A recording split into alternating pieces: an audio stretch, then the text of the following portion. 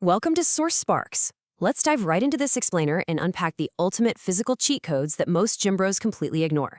You spend years building your chest and arms, optimizing your split, downing protein shakes, yet something still feels missing. Well, today we're breaking down the science and strategy behind a truly elite physique.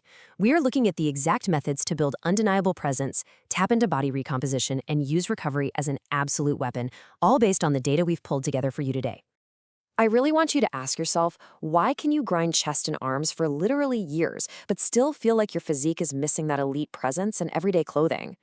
Your biceps are poppin', your pump looks absolutely insane in the mirror, but then you throw on a t-shirt and suddenly you look like you've never lifted a day in your life. The secret to an elite physique isn't necessarily just another set of bench presses. It's actually about targeting the highly visible, often neglected muscle groups that automatically signal power. And this quote right here perfectly describes that forgotten 4-inch gap between your head and shoulders, which, let's be honest, completely ruins your aesthetic. Most lifters treat the neck like calves, a totally forgotten category that barely gets any work. But when you neglect it, you end up looking like a bendy straw holding up a bowling ball. Your chest and arms might be massive, but a thin neck instantly subtracts from your presence. So here is our roadmap for this explainer. First, the bobblehead reality. Second, the anatomy of power. Third, the training blueprint. Fourth, stacking visible power. And finally, fuel, sleep, and recovery. Section 1, the bobblehead reality, and why you might be missing that elite aura. The crucial point we need to understand is that a thick neck literally flips your physique to make you look like an absolute unit. It instantly makes you look more powerful, more athletic, and frankly, more attractive, giving you that built-in elite aura. But hey, it's not just about aesthetics. For athletes in contact sports, a thick neck acts as built-in armor. It keeps the head steady and acts as a literal shield. On top of that, it offers postural mastery. Your neck is the base holding up your head. Strengthening it fixes that bendy straw posture and can actually alleviate headaches and chronic stiff neck pain. On the flip side, skipping neck day leaves you stuck with that bobblehead look, completely lacking aura, presence, and power. Moving on to Section 2, the anatomy of power, looking closely at the specific neck muscles. So, the sternocleidomastoids. I know, it's a mouthful, but these are those exact ropey muscles running from your ears straight down to your collarbone. When you hit forward flexion movements, these are the guys doing the heavy lifting. Growing them provides instant visual thickness that makes your whole frame look significantly stronger from literally every single angle. You cannot skip any of these three functions if you want a neck that is balanced and steady during your heavy compound lifts. We just talked about forward flexion for the front thickness, right? But backward flexion, which uses your extensors and traps, is what gives you that crucial backend support and keeps your posture absolutely locked in. Finally, we have lateral flexion and rotation to balance the whole thing out. You target this by lying sideways on a bench and dropping your ear toward your shoulder with total control. Ultimately, you want a neck that isn't just big, but is completely functional and super resilient to injury. All right, Section 3, the training blueprint. This is how we actually build it. First rule, before you start, never dive in cold. You absolutely must start with 1 to 2 minutes of dynamic nods, rotations, and tilts, just to wake up the muscles. And please avoid neck bridges at all costs. I know they look hardcore, but they are a massive gamble with your spinal health and can cause permanent damage over time. We are sticking strictly to safe, controlled movements.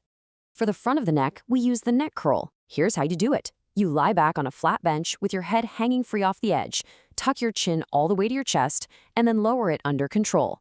It's a full, clean range of motion. Now start with absolutely no weight to nail the form. Seriously, 0 weight. Once that's easy, progress to using a plate with a towel for potting, or even a dumbbell with a fat grip. You want to aim for 3 sets of 10 to 20 reps, really pushing into those final grinding reps in the growth zone.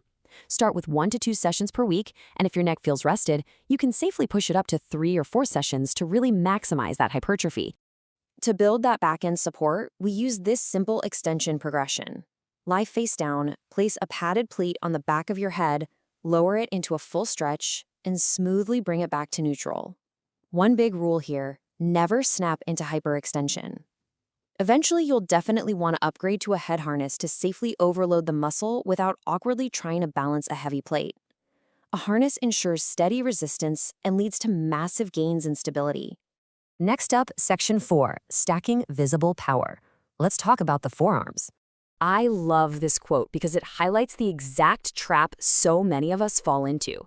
You cut weight, and suddenly your arms look tiny, like spaghetti.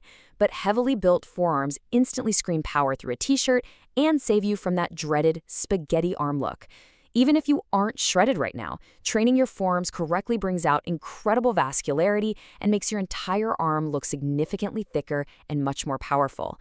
Plus, it gives you a handshake that feels like it could crush concrete. By matching the specific forearm muscle to the right exercise, you not only force crazy vein visibility, but you also fix hidden weaknesses that cause things like tennis or golfer's elbow.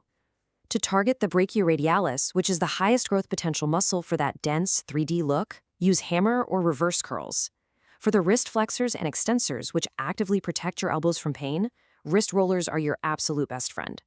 And for raw grip strength that directly translates to heavier deadlifts and pull-ups, use fat grips, or honestly, just dig your hands into a bucket of rice and start squeezing. Finally, Section 5, fuel, sleep, and recovery, because you have to lock those gains in.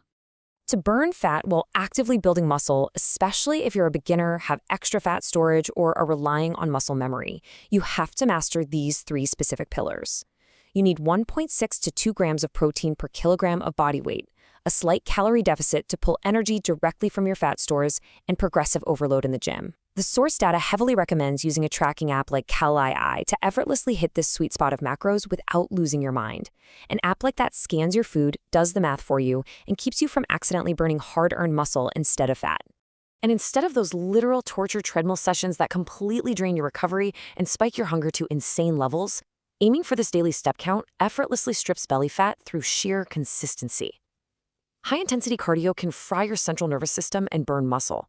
But walking 7,000 to 10,000 steps a day, that's free, low-effort calorie burning that doesn't trigger crazy post-cardio food cravings or ruin your next heavy lifting session. Now, skipping your 7-hour sleep minimum is basically like wearing an invisible weight vest. Just 1 week of poor sleep tanks your testosterone by 10 to 15%. Think about that. Your cortisol, the stress hormone, spikes, your body immediately hoards emergency belly fat, and your anabolic hormones absolutely crash. When you don't sleep, your body literally flips the script. It starts burning your muscle for energy and saving your fat for winter hibernation. Sleep is not a luxury, guys. It is the crucial 3rd pillar of gains. If you actually respect this biological clock, your body becomes a muscle-saving, fat-burning machine overnight. It's simple. Cut your caffeine 12 hours before bed so it doesn't linger in your system. Drop the blue light from your screens 30 minutes before sleep so your melatonin can rise naturally. Keep your room pitch dark and cool, somewhere between 17 and 20 degrees Celsius.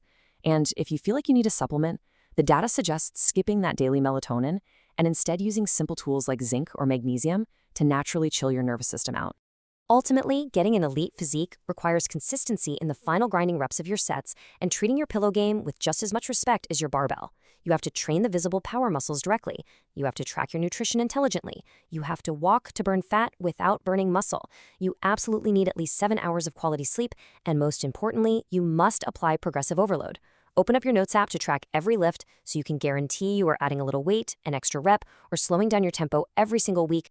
So I'll leave you with this. Stop guessing, start tracking, and ask yourself right now, what is the one thing you are going to change today to finally step out of the bobblehead reality?